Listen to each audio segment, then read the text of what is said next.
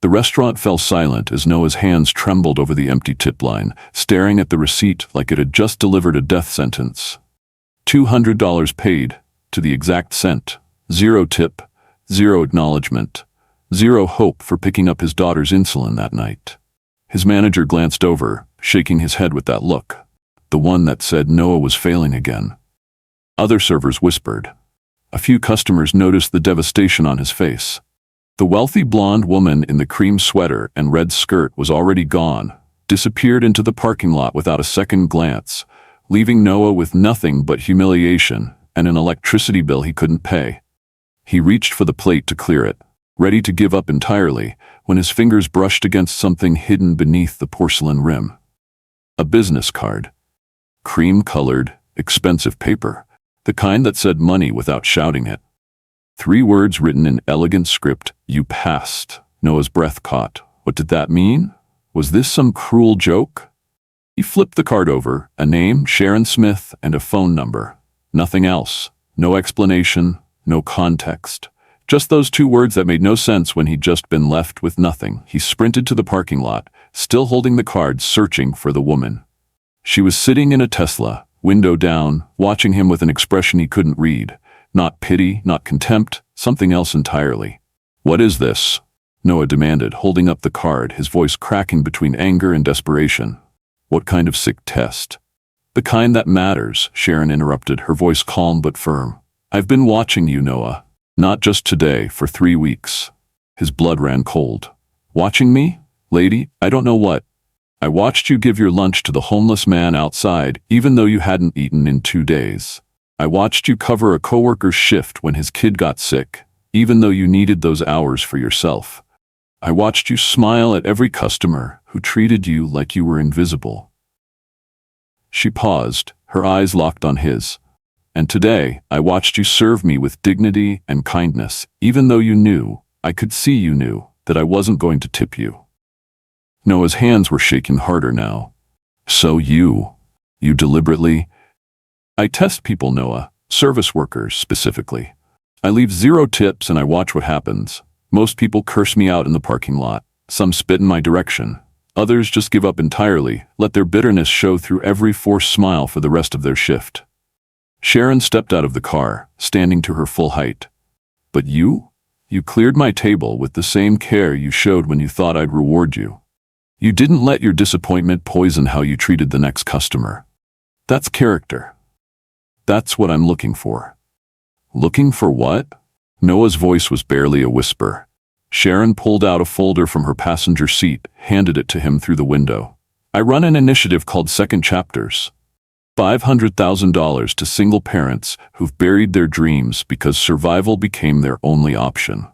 I want you to be the first recipient, Noah. I want to fund whatever dream you've been too afraid to chase." The folder felt like it weighed 1,000 pounds. Noah couldn't open it. Couldn't breathe. You don't know anything about me. I know you're a single father. I know your daughter Zoe has type 1 diabetes. I know you're 3 months behind on rent. I know you had a business plan once. A cafe, wasn't it? Something about community and affordable food and giving people a place to belong." Sharon's voice softened. "I know you gave up on it because her mother left and you decided you didn't deserve to dream anymore." Tears burned behind Noah's eyes. How did she know all of this? "I do my research, Noah, thoroughly, and I don't invest in people lightly." Sharon held out a pen. "You have 48 hours to decide if you're brave enough to stop surviving and start living. My number's on that card. Use it." She started to get back in her car, then paused. "Oh, and Noah? The insulin prescription your daughter needs? It's already paid for. Pick it up tonight. Consider it a gesture of good faith." Then she was gone, Tesla gliding silently out of the parking lot, leaving Noah standing in the rain with a business card that said, "You passed," and a folder full of possibilities he was too terrified to imagine. Behind him, through the restaurant window, he could see his manager gesturing impatiently. His shift wasn't over. There were tables to clear, orders to take, hours to survive.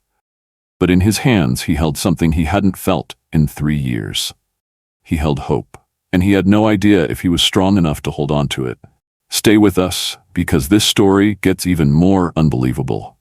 What happens when Noah opens that folder will change everything he thought he knew about worthiness, sacrifice, and what it really means to be a father. And trust me, he won't see the ending coming. Before we dive in, drop a comment below. Have you ever been tested without knowing it?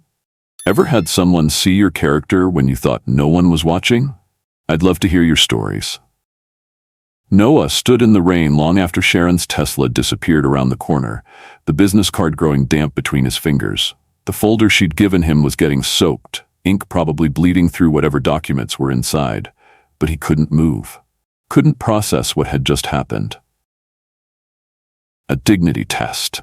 She'd called it a dignity test, like he was some kind of lab experiment. Like his desperation was entertainment for billionaires who got bored playing with stocks and real estate.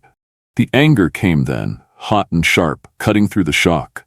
He stormed back inside, ignoring his manager's glare, and locked himself in the staff bathroom. Under the flickering fluorescent light, he finally opened the folder. His hands left wet prints on the pages. There it was, his entire life, documented like evidence in a trial. Bank statements showing his overdraft fees, medical bills from Zoe's last hospitalization, the ones he'd been dodging collection calls about for 8 months. A printout of his old business plan, the one he'd posted on a community forum 3 years ago before Zoe's mother left, before hope became a luxury he couldn't afford. And there, clipped to the front page, a check made out to him. $500,000. Noah's knees buckled. He caught himself against the sink, staring at his reflection in the mirror, eyes bloodshot from double shifts, beard he hadn't had time to trim properly, the premature gray creeping into his temples at 32. He looked like exactly what he was, a man hanging on by his fingernails. "This is insane," he whispered to his reflection. "This doesn't happen to people like me." But the check was real. He could see it right there, Sharon Smith's signature in blue ink at the bottom. Elegant and certain, no hesitation in those pen strokes. She'd signed away $500,000 to a stranger she'd deliberately humiliated. His phone buzzed. A text from an unknown number. Prescription ready for pickup. Fully covered. Noah's chest constricted. She'd actually done it. Paid for Zoe's insulin like it was nothing, like those $90 vials weren't the difference between his daughter living and dying. Another text. "The money's real, Noah?" So is the opportunity. You have 48 hours. Don't waste them doubting, waste them dreaming. He looked back at the folder, at the business plan he'd written in another lifetime. Zoe's Corner, that's what he'd wanted to call it. A cafe where single parents could afford to buy their kids a hot meal, where the art on the walls came from local children, where community mattered more than profit margins. Stupid, naive, impossible. But Sharon Smith didn't think so.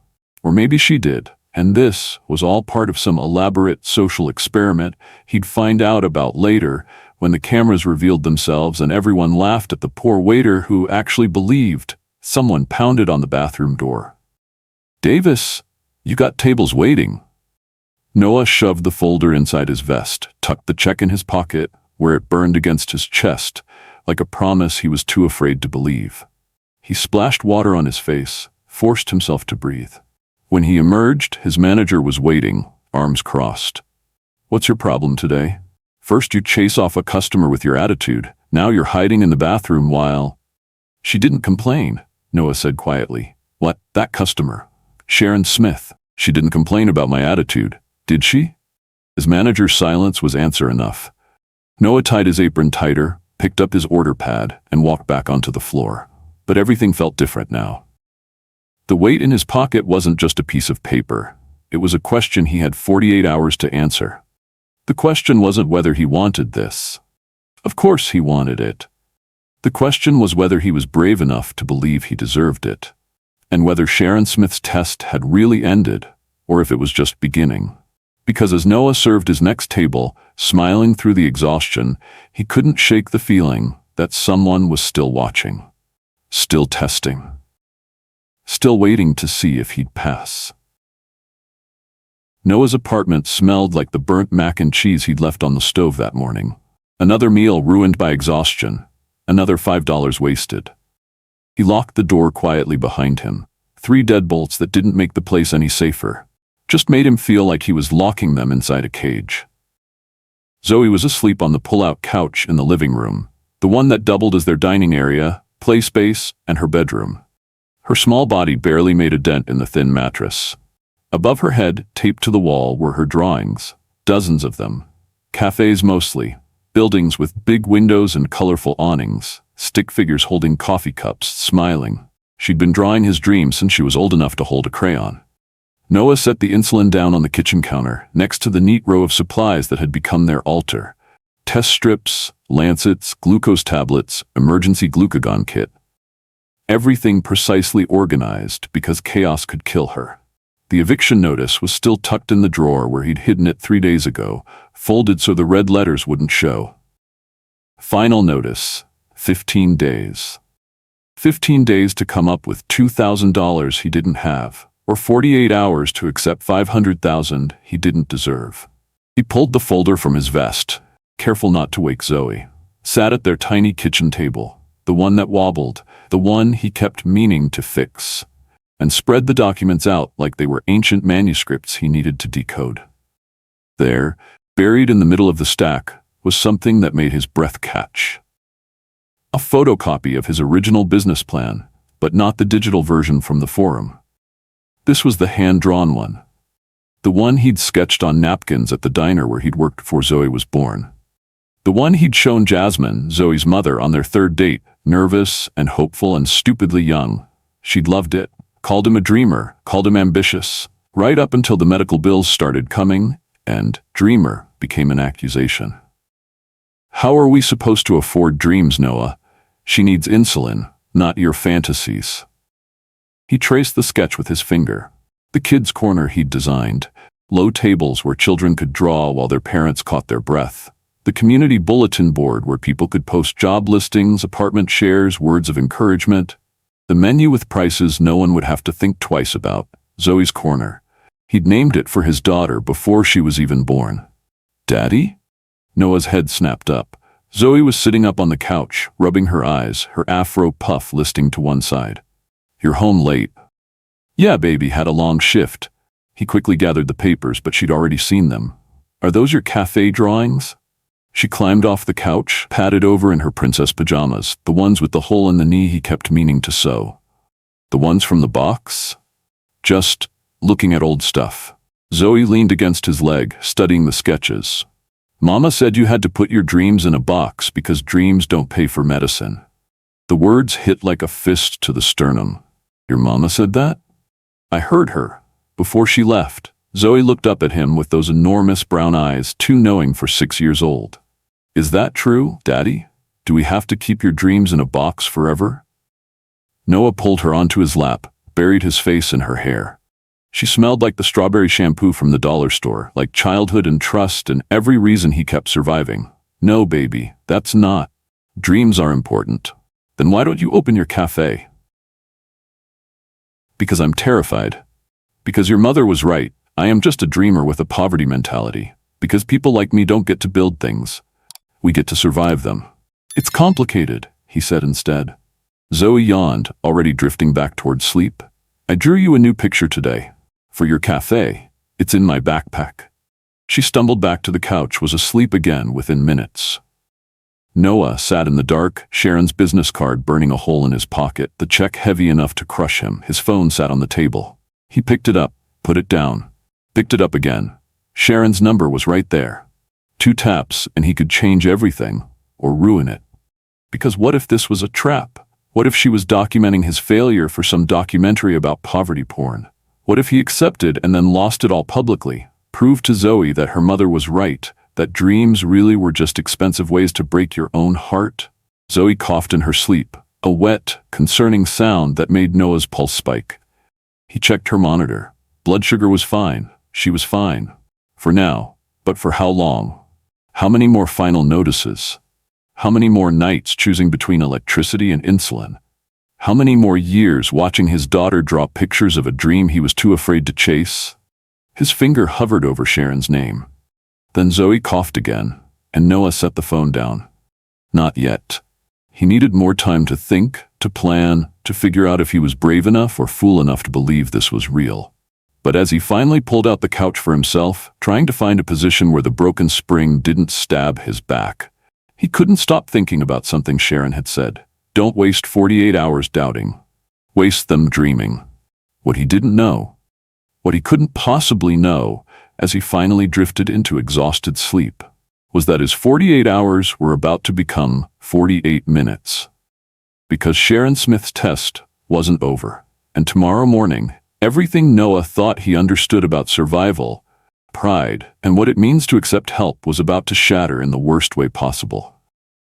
Noah arrived at Meridian Bistro 20 minutes early for his shift, hoping to avoid his manager. No such luck. Gerald was waiting by the host stand, arms crossed, that vein in his forehead already pulsing. My office. Now. Noah followed him past the kitchen, past Marcus, who smirked over his coffee, into the cramped office that smelled like old receipts and disappointment. Gerald didn't sit. Table 7 yesterday. $200 tab, 0 tip. You want to explain that? The customer. She paid her bill in full, sir. I can't control. You can control your service quality. That's what you can control. Gerald jabbed a finger at the schedule. I've got 3 other servers who would kill for your shifts, Davis. People who know how to make customers feel valued. People who understand that tips reflect their performance. The unfairness of it burned in Noah's throat, but he swallowed it down. It won't happen again. Damn right it won't, because you're off the floor this morning. Dish pit. Maybe scrubbing plates will remind you what happens when you don't hustle. Noah opened his mouth to protest, then closed it. He needed this job. Needed every dollar. Yes, sir. In the kitchen, Marcus was already holding court with the morning crew. There he is, the charity case who can't even earn a tip. Marcus loaded plates into the industrial dishwasher, his movements sharp with resentment. Must be nice, having low expectations. Some of us actually have to perform. Noah tied on the rubber apron, said nothing. He'd learned that engaging with Marcus only made it worse. The man had been bitter ever since his wife left, taking their kids across the country. Now he measured everyone else's pain against his own and found them all wanting. What's wrong, Davis? Nothing to say? Or maybe you're too busy feeling sorry for yourself. Marcus stepped closer, voice dropping to a venomous whisper. We all got problems, man. Difference is, some of us handle them like adults instead of walking around here like the world owes us something. Noah's phone buzzed. He pulled it out with wet hands, saw the pharmacy's number, and his stomach dropped. Hey, no phones during shift. Gerald's voice carried from the office. Noah ignored him, answered. This is Noah Davis. Mr. Davis, this is Westside Pharmacy. We can't process your daughter's insulin refill. Your insurance shows as terminated. The floor tilted. That's not right. I paid. According to our system, your coverage lapsed on the 1st of the month. The prescription will be $93 out of pocket. $93 he didn't have. Wouldn't have until Friday's paycheck, and Zoe needed insulin tonight. Maybe sooner if her blood sugar spiked. Can you hold it? I can pay by end of week. We can hold it for 24 hours. After that, we'll need to return it to stock. The line went dead. Noah stood there, the phone pressed to his ear, the industrial dishwasher screaming behind him, Marcus watching with that ugly satisfaction people get when someone else's misery validates their own. Problem? Marcus asked. Noah didn't answer. He walked straight to the bathroom, locked himself in the same stall where he'd hidden yesterday, and pulled out Sharon's card with shaking hands. This was it, the breaking point, the moment where pride had to die because his daughter's life was worth more than his ego. He dialed. She answered on the first ring. Noah. Why me? His voice cracked, all the dignity he'd been hoarding for 3 years shattering in 2 words. Why would someone like you care about someone like me? Silence. Then, what happened? My insurance lapsed. Zoe's insulin. I can't afford it. I can't afford anything. I'm in a bathroom at work, hiding because my manager demoted me to dishes over your test, and He choked on the words. I need help. I hate that I need help, but I need help. Where's the pharmacy? West Side, on Brennan Avenue. But I can't. It's already done, Noah. Check your phone in 60 seconds. Wait, what? You asked why you, Sharon continued, her voice gentle but firm. You want the real answer? Because I've been watching you protect your daughter's dignity for 3 weeks. Every time you pick her up from school, you smile at her like she's the only thing in the world that matters. You never let her see how scared you are. You never let her feel like a burden, even though her medical costs are drowning you. His phone buzzed. A text from the pharmacy. Prescription ready. Paid in full. Noah's knees gave out. He slid down the bathroom wall, phone pressed to his ear, tears he'd been holding back for months finally breaking free. The world stopped protecting you a long time ago, Noah, but you never stopped protecting her. That's why you. Sharon paused. The insulin is handled. Now we need to talk about the rest. I can't think right now. Then don't think. Just listen. Meet me at Rosewood Park, the bench by the fountain. 1 hour. Can you do that? Noah wiped his face with toilet paper, trying to pull himself together. I'm supposed to be working. Are you really? Or are you supposed to be punished for something that wasn't your fault? Through the bathroom door, he could hear the kitchen noise, Marcus's laugh, Gerald's voice barking orders at someone else now. This place that had been his lifeline was slowly becoming his noose. 1 hour, he whispered. Good. And Noah, bring the folder. All of it. It's time to stop surviving and start building. She hung up. Noah sat on the bathroom floor, pharmacy confirmation glowing on his screen, and felt something shift inside his chest. Not hope exactly. Hope was still too dangerous. But maybe permission. Permission to imagine that someone saw him not as a charity case or a failure, but as a person worth investing in. He stood up, splashed water on his face, and opened the bathroom door. Marcus was waiting outside, arms crossed. You crying in there, Davis? That what you do? Hide and cry? For the first time in 3 years, Noah didn't look away. Yeah, Marcus, I was crying because my daughter needs medicine and I couldn't afford it. You got a problem with that? Marcus's smirk faltered. I know what you were doing. Same thing you do every day. Measure yourself against everyone else's pain to feel better about your own. Noah walked past him. I'm taking my break. Gerald said. Tell Gerald I quit. The words were out before Noah could stop them, hanging in the air like a declaration of war or freedom. He wasn't sure which. What he was sure of was this. In exactly 58 minutes, he was meeting a billionaire who'd just paid for his daughter's insulin without hesitation. A woman who'd tested him, watched him, saw something in him he'd stopped seeing in himself. And when he sat down on that park bench, he was either going to find out this was all real or discover that hope was exactly as dangerous as he'd always feared. Either way, there was no going back now. Noah found Sharon on the bench by the fountain, exactly where she said she'd be. She was feeding pigeons from a paper bag, looking more like someone's elegant aunt than a billionaire who'd just wired $93 to save his daughter's life. You came, she said, not looking up. You paid for my daughter's medicine. Noah sat down, keeping distance between them. Seemed rude not to show up. Did you bring the folder? He'd almost forgotten. The folder, his old business plan, sketches, menu ideas, all of it shoved in a box 3 years ago when Zoe's mother left. He'd grabbed it on impulse, and now it sat on his lap like evidence of a crime, evidence that he'd once believed in something beyond survival.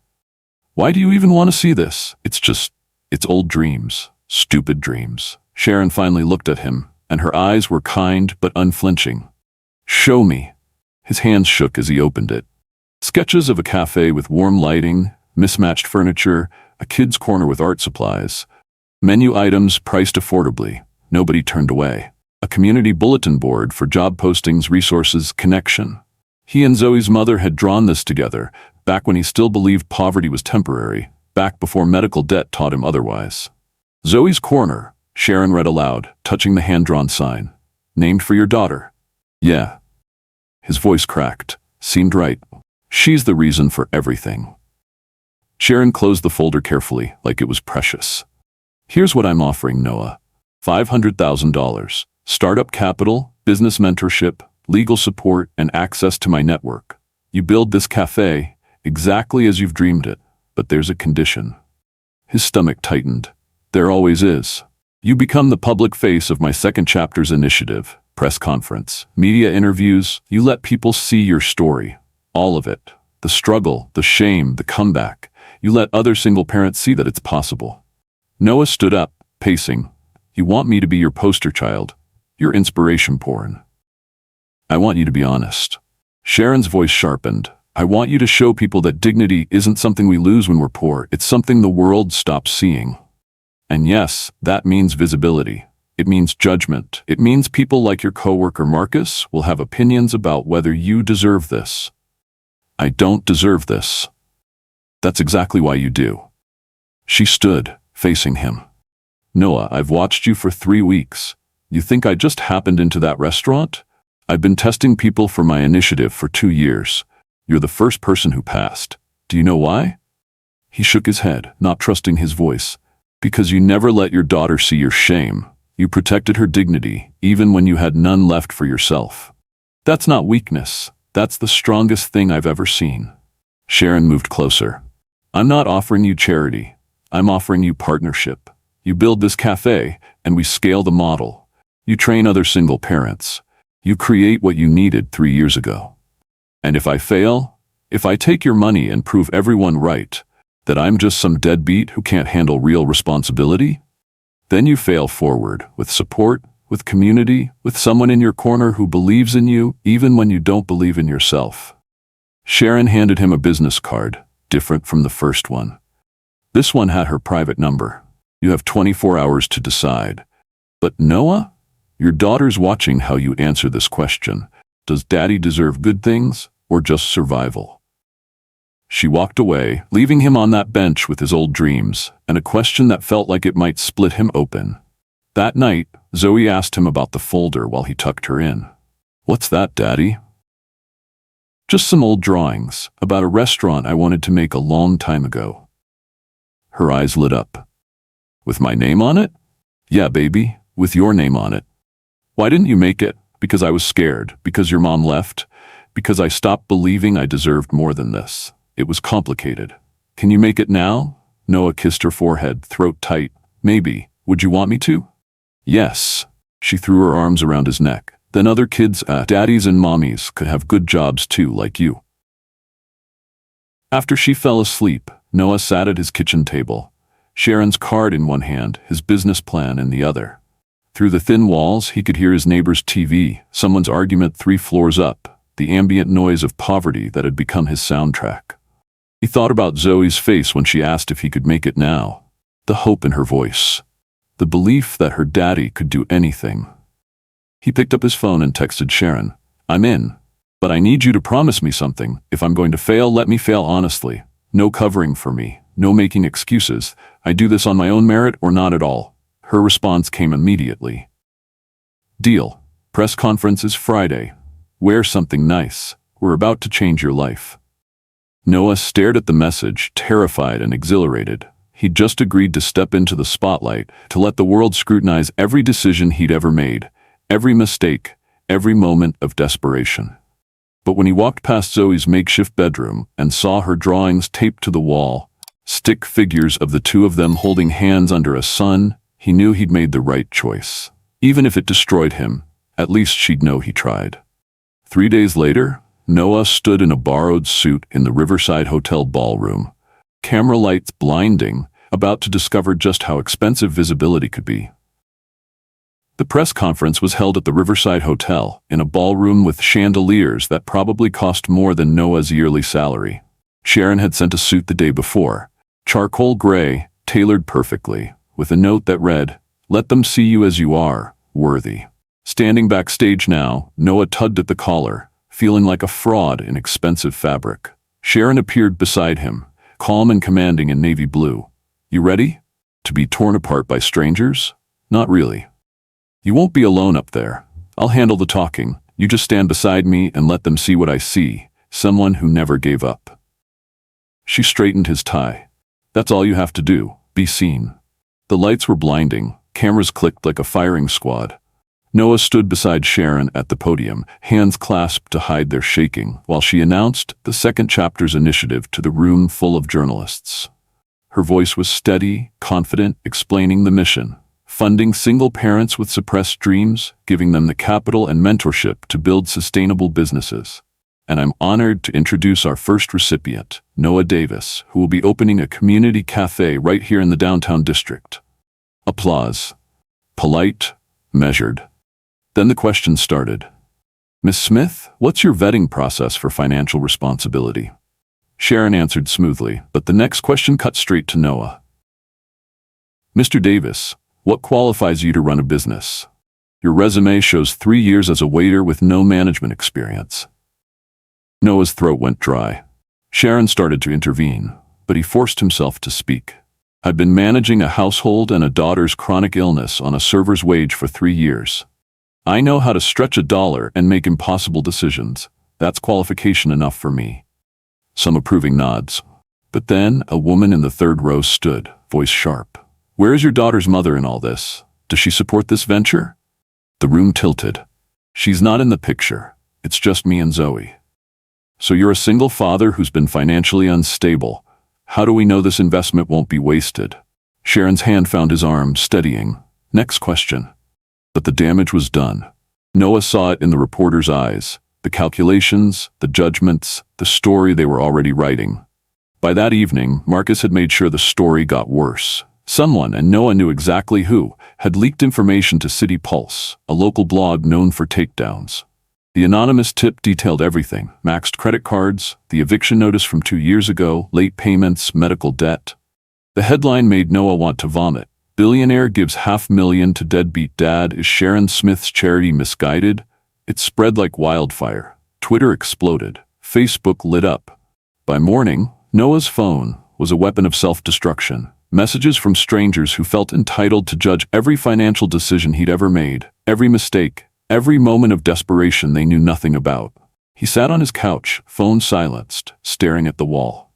He could return the money, disappear back into the anonymous safety of poverty. At least there, nobody expected anything from him. At least there, failure was private. Daddy, Daddy! Zoe came running from her room, tablet clutched in both hands, her face bright with excitement. You're on TV. Look. She climbed into his lap, showing him a news segment, his face beside Sharon's, the headline gentler here. Local single father receives life-changing grant. Everyone at school saw it. My teacher said you're going to be famous. She threw her arms around his neck, squeezing with all the strength in her small body. I told everyone my daddy's going to have a restaurant with my name on it. I'm so proud of you. Noah held her, feeling her heartbeat against his chest, and understood something terrible and true. His shame was screaming at him to run, but her pride was giving him a reason to stay. She saw him as a hero. How could he tell her heroes quit? You really proud of me, baby? The most proud ever. She pulled back, her eyes, Zoe's eyes, always so full of faith, looking straight into his. You're gonna show everyone, right, Daddy? Noah kissed her forehead, making a promise he wasn't sure he could keep. Yeah, baby, I'm gonna show everyone. But as she ran back to her room, excitement radiating, Noah's phone buzzed with another notification, another article, another judgment. And somewhere across town, Marcus was smiling, watching the man he'd resented finally get exactly what he thought Noah deserved: public humiliation. The question wasn't whether Noah could survive the scrutiny. It was whether he could survive it and still become the man his daughter believed he already was. 2 weeks after the press conference, Noah stood in an empty storefront on Maple Street, watching dust particles dance in the afternoon light. The space smelled like old dreams and new possibilities. Paint thinner, worn wood, potential. What do you think? Sharon asked, her heels clicking on the concrete floor. It's bigger than I imagined. Noah walked the perimeter, his footsteps echoing. I was thinking something small, intimate. You're thinking too small. Sharon pulled out blueprints, spreading them across a makeshift table. Look, the main dining area here, open kitchen so customers see the food being made. But this back section? She tapped the paper. This is where we train them. Train who? Other single parents, people like you who need more than a job. They need a skill, a path forward. Sharon's eyes gleamed with vision. This isn't just Zoe's corner, it's a pipeline. We train people in food service, front of house, management, 6-month program. Then they either work here or we help place them elsewhere. Noah's chest tightened. That's too much. I can barely figure out how to run one cafe, and you want me to run a training program? I want you to build what you needed 3 years ago. What if someone had invested in you back then, trained you, believed in you? Sharon moved closer. Stop thinking like a survivor, Noah. Start thinking like a builder. The words stung because they were true. For 3 years, survival had been his only goal. Keeping Zoe alive, keeping the lights on, keeping his head above water. But building? Building meant believing in a future beyond next week's paycheck. Over the next month, Sharon became his relentless mentor. She taught him to read profit and loss statements, negotiate with contractors, develop systems instead of just working harder. They designed a menu together, comfort food priced affordably, nothing over $12. Mac and cheese, meatloaf, roasted chicken, food that felt like home. Noah hired contractors, watched the space transform. Walls painted warm yellow, mismatched tables and chairs that felt welcoming instead of fancy. An open kitchen where dignity was visible, where people could see their food prepared with care. But the training center idea haunted him. Every time Sharon brought it up, Noah found reasons to delay. Too expensive, too complicated, too likely to fail spectacularly in front of everyone watching. Then he brought Zoe to see the space. She stood in the middle of the empty dining room, spinning slowly, taking it all in. This is really going to be ours? Yeah, baby. Really ours. Can I draw pictures for the walls? Noah knelt beside her. I was hoping you would. This whole place has your name on it. Zoe walked to the back section, the area Sharon wanted for training. What's this part for? Miss Sharon thinks we should teach other mommies and daddies how to cook and work in restaurants. Help them get good jobs. Zoe's face lit up. Like you're helping them the way Miss Sharon helped you? The simplicity of it hit him like a punch. This wasn't about his fear of failure. It was about showing Zoe and people like her that circumstances don't define destiny. That someone who'd been helped could turn around and help others. Yeah, he said softly. Exactly like that.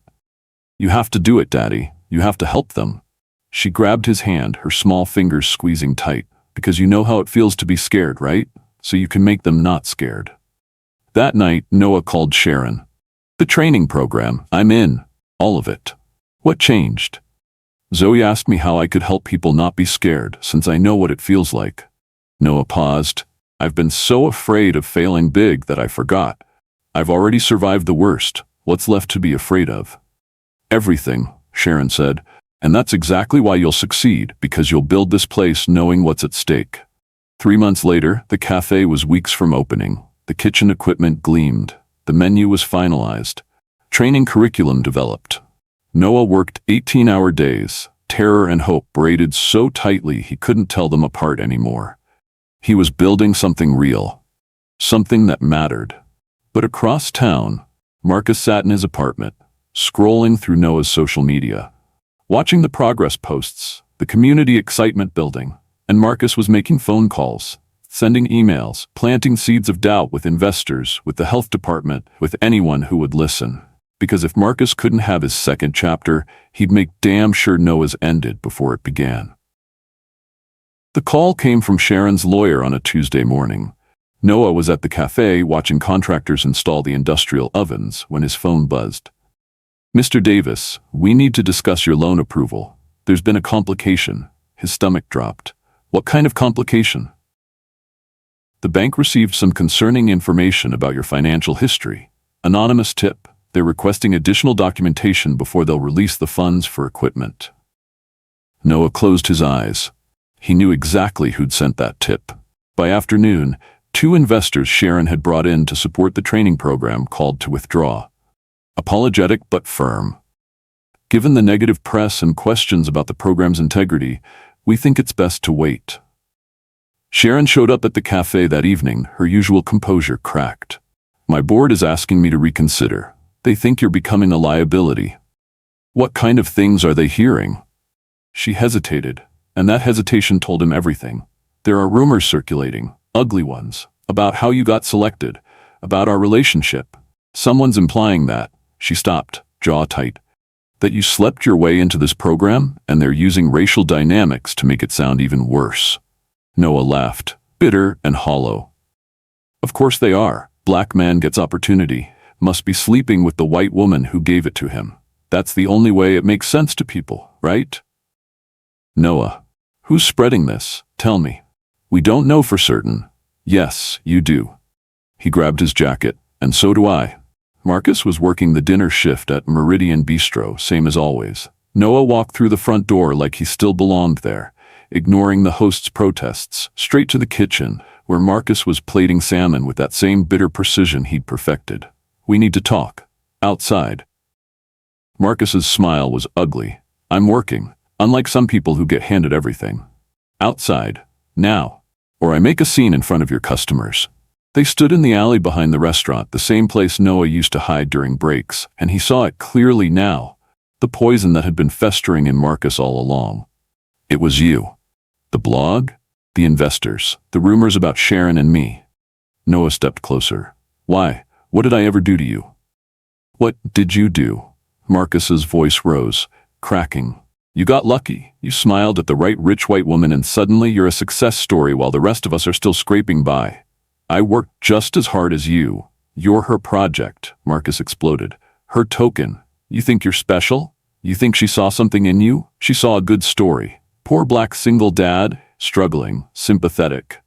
You're just checking boxes for her initiative, and when it fails, and it will fail, she'll move on to the next charity case, and you'll be right back here, begging for your job back." The words hit like bullets because they landed exactly where Noah's deepest fears lived. The voice that whispered he didn't deserve this, that he was fooling everyone, including himself. "You done?" Noah's voice came out quiet, dangerous. "I'm just getting started. By the time I'm finished, everyone will know what you really are. A deadbeat who got lucky." Noah walked away before he did something he'd regret, Marcus's laughter following him down the alley. That night, Noah sat alone in his cafe, surrounded by half-finished dreams. The walls were painted, the equipment was installed, barely held together by a stalling loan. The menu was printed, but it all felt fragile now, like one more push would bring it crashing down. Marcus's words echoed, "You're just her token project." Was that true? Was he just a story Sharon was telling herself about redemption and second chances? Noah pulled out his phone, scrolled to a number he hadn't called in 15 years. His father. The man who'd walked out when Noah was 12, who'd told him he'd never amount to anything, who'd chosen a new family over the son he left behind. His finger hovered. Then he pressed call. It rang 4 times. "Hello?" The voice was older, rougher, but unmistakable. "It's Noah." Silence. Long enough that Noah almost hung up. "I know. I need to ask you something." Noah's voice cracked. "Back then, when you left, did you ever think I'd amount to anything? Did you ever believe I could be more than what you saw?" The silence stretched, painful and eternal. "Then, I hoped you'd prove me wrong. Not an apology, not absolution, just honesty, raw and cutting." "I'm trying to," Noah whispered. "I'm trying so hard, and everyone's waiting for me to fail." "Then don't fail." His father's voice softened slightly. "Or fail forward, but don't quit. That's the one thing I did that I can't take back. I quit on you. Don't quit on yourself." The line went dead. Noah sat in the darkness, surrounded by his almost dream, Marcus's poisons burning in his veins, his father's words settling like stones in his chest. And for the first time in weeks, he felt something shift. Not hope exactly, but something harder. Something that tasted like defiance. He wasn't anyone's token. He wasn't anyone's project. He was a father building a future for his daughter, and anyone who wanted to stop him would have to go through him first. But in the shadows outside, Marcus watched through the cafe window, phone in hand, already composing his next email to the health inspector. The sabotage was just beginning. The call came during the final walkthrough with the health inspector. Noah's phone buzzed against his hip. Zoe's school, the number he'd memorized years ago for all the wrong reasons. "Mr. Davis, you need to come immediately. Zoe collapsed during recess. We've called an ambulance." The world narrowed to a pinpoint. "Is she breathing?" "Yes, but she's unresponsive. They think it's her blood sugar." Noah was running before the woman finished talking, leaving the health inspector mid-sentence, leaving Sharon with contractors who needed signatures, leaving everything he'd built suspended in midair. He found Zoe in the pediatric ICU, small and fragile against white sheets, an IV in her arm, monitors beeping their mechanical hymn. "Diabetic ketoacidosis," the doctor explained. Her blood sugar had spiked to dangerous levels. They weren't sure why yet. Maybe she'd missed her insulin dose. Maybe the stress of excitement about the cafe opening. Maybe just the cruel randomness of a disease that took everything and promised nothing. "She's stable now," the doctor said. But we need to monitor her for at least 72 hours. Make sure her levels regulate properly. 72 hours. 3 days. The exact window before the grand opening. Noah sat beside her bed, holding her hand, watching her chest rise and fall, and felt the universe asking him the same impossible question it had asked for 3 years. Which dream do you sacrifice? His phone wouldn't stop buzzing. Contractors needed decisions about the final finishes. The food distributor needed confirmation on the opening day order. Reporters wanted quotes. Sharon needed him to approve the press release. But Zoe's hand was small and warm in his, and nothing else existed. She woke around midnight, groggy and confused. "Daddy? I'm here, baby. I'm right here. Did I mess up? Did I forget my medicine?" Her eyes filled with tears. "I'm sorry. I didn't mean to." "Shh, no, you didn't do anything wrong. Sometimes your body just does this, and it's not your fault." He smoothed her hair back. "You're okay now. That's all that matters. What about the opening? It's in 3 days. Don't worry about that." "But Daddy, everyone's coming. Everyone's so excited." "Zoe," his voice broke. "Nothing matters more than you." "Nothing. The cafe can wait." She started crying, and he realized she'd been carrying guilt he didn't know existed. Guilt about her medical costs, her needs, her existence taking up space in his life. "I don't want to be the reason you can't have your dream," she sobbed. Noah pulled her close, careful of the IV, and felt something crack open in his chest. All the years of putting her first, of sacrificing everything, of making her his reason to survive, and she'd internalized it as burden. As blame. The next morning he called Sharon. "I'm postponing the opening. Indefinitely. Zoe needs me here, and I can't be in 2 places at once. I'm coming to the hospital." "Sharon, you don't have to." "I'm already in the parking lot." She arrived with flowers for Zoe and a hard truth for Noah. They stood in the hallway outside Zoe's room, voices low while nurses moved past with practiced efficiency. "You're making the wrong choice," Sharon said. "My daughter is in the ICU. And she'll be devastated if you cancel the opening because of her. You think you're protecting her, but you're teaching her the wrong lesson." Sharon's voice was gentle but unyielding. "Loving her doesn't mean sacrificing everything. It means showing her that parents can have dreams too, that circumstances don't have to define us, that even when things are hard, we don't give up." "I can't leave her." "Then don't leave her, but don't cancel your dream either. Let the community show up for you the way you've been showing up for her." Sharon grabbed his shoulders. "Noah, you've been carrying this alone for 3 years. Stop. Let people help. Let Zoe see that asking for help isn't weakness. It's how we survive the impossible." Noah's legs gave out. He slid down the wall, sitting on the cold hospital floor, and finally let himself break. 3 years of terror and exhaustion and shame came pouring out in gasping sobs that he couldn't control, couldn't stop, didn't want to stop. Sharon sat beside him, not touching, just present, while he grieved everything he'd carried alone. The mother who left, the poverty that consumed him, the constant choice between medicine and food, the shame of needing help, the fear that he was failing Zoe every single day. When he could breathe again, Sharon said quietly, "The opening is in 3 days.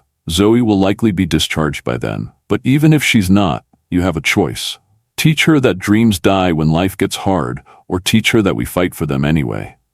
Noah wiped his face with his sleeve. "What if I fail? What if I open and it all falls apart? Then you fail with your daughter watching you try. That's better than succeeding at giving up." Through the window, Noah could see Zoe sleeping, her small body hooked to machines that kept her alive. And he understood something Sharon had been trying to tell him all along. He'd been so afraid of failing her that he'd forgotten she needed to see him succeed. Not just survive, succeed. But making that choice meant trusting people he'd learned not to trust. It meant believing the community would show up. And across town, Marcus was still making phone calls, still planting doubts, still working to ensure Noah's opening would be his public execution. The question wasn't whether Noah would fight. It was whether he'd have anything left to fight with when the doors finally opened. The first person to show up was the last person Noah expected. Marcus appeared in the hospital cafeteria where Noah sat nursing cold coffee at 6 a.m., eyes red from another sleepless night. He looked worse than Noah felt, guilt etched into every line of his face. "I heard about Zoe. Marcus slid into the opposite chair, uninvited.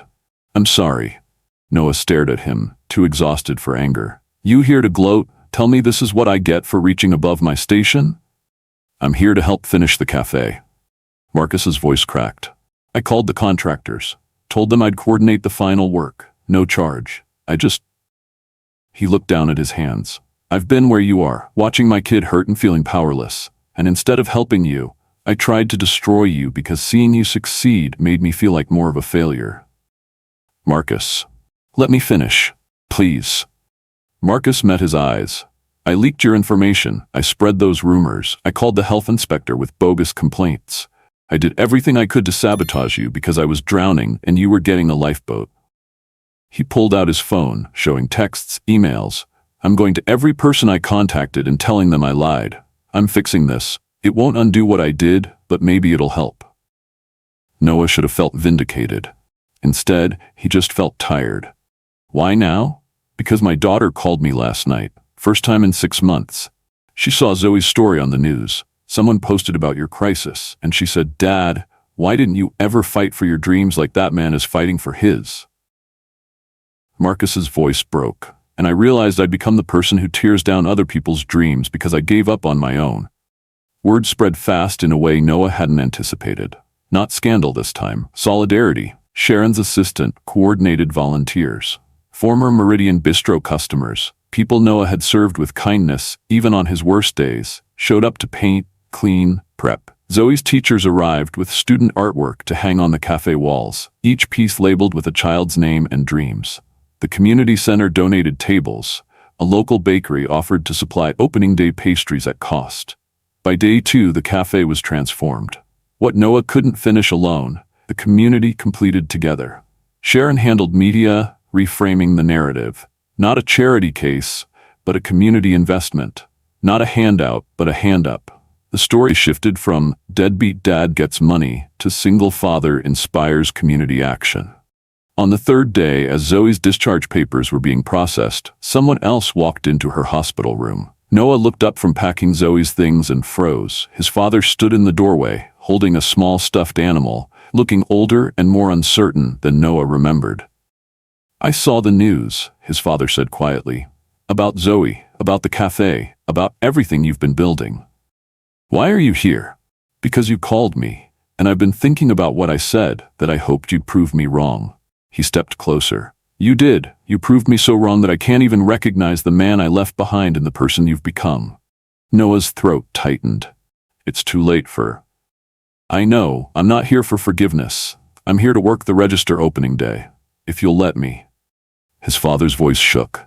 I can't give you back the years I took, but maybe I can show up for the future you're building. Zoe, watching from her hospital bed, looked between them. Is that my grandpa? The question hung in the air, loaded with everything unspoken. Yeah, baby, Noah whispered. That's your grandpa.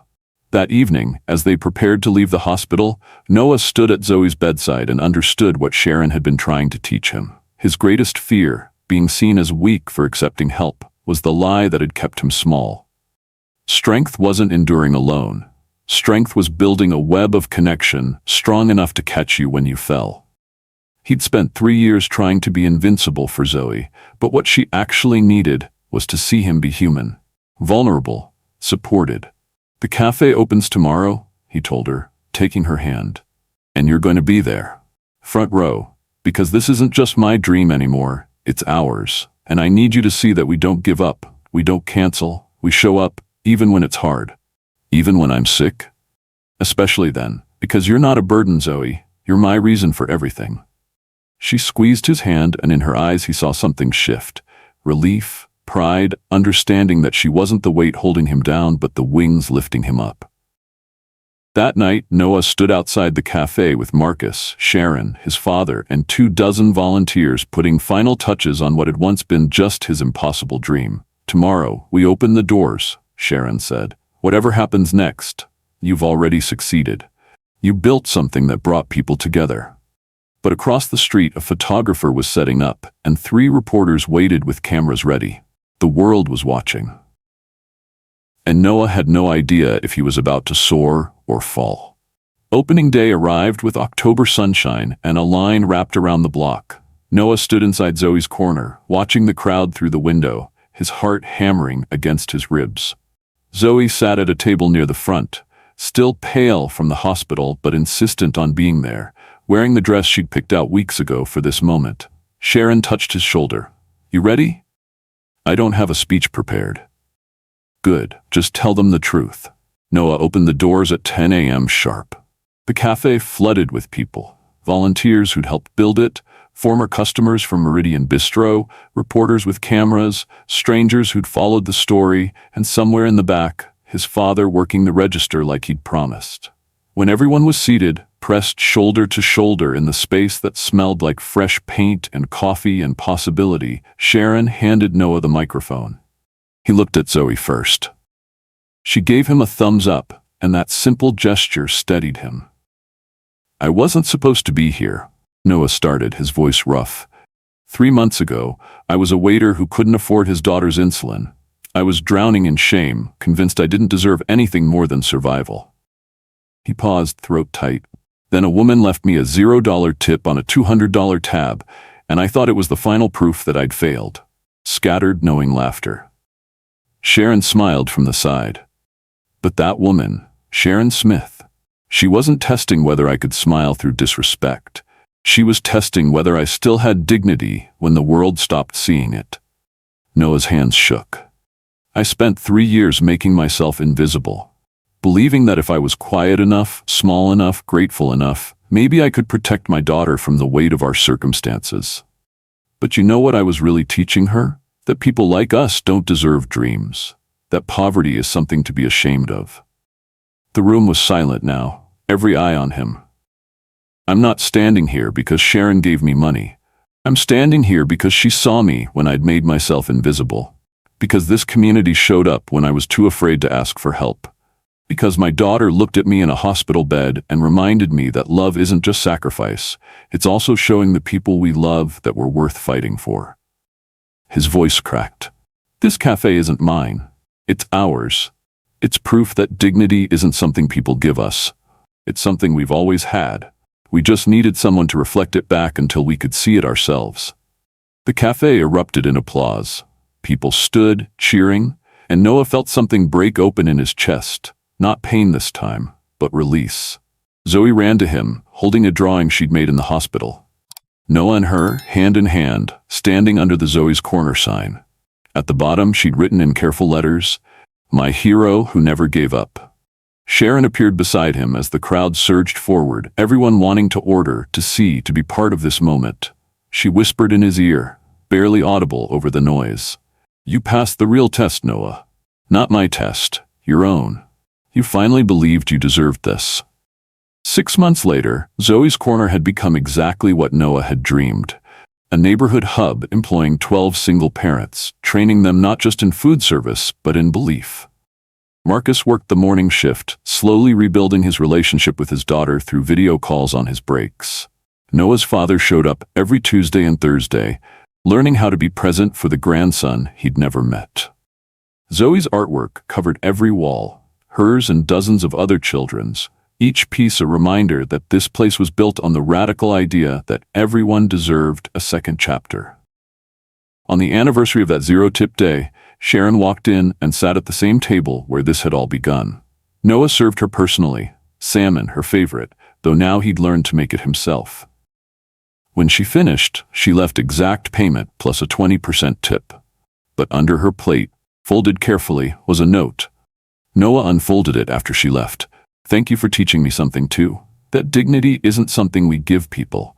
It's something we finally see they always had. You passed. You always had." He framed it next to his business license, right beside Zoe's drawing. Every morning, Noah unlocked the cafe before sunrise, standing in the space that used to be just a dream, now solid and real and full of other people's dreams too. And he remembered what Sharon had really given him. Not money or opportunity, but a mirror. A mirror that showed him what had always been true. He was worthy. He'd always been worthy. He just needed someone to reflect that truth back until he could finally see it himself. And now, every single day, he did the same for others, reflecting their worth back to them until they could see it too. The cycle wasn't charity, it was recognition. It was love. It was the thing that had saved him, now offered freely to anyone brave enough to walk through his doors and ask for their second chapter. Because everyone deserved one. Everyone passed. They just needed someone to tell them so.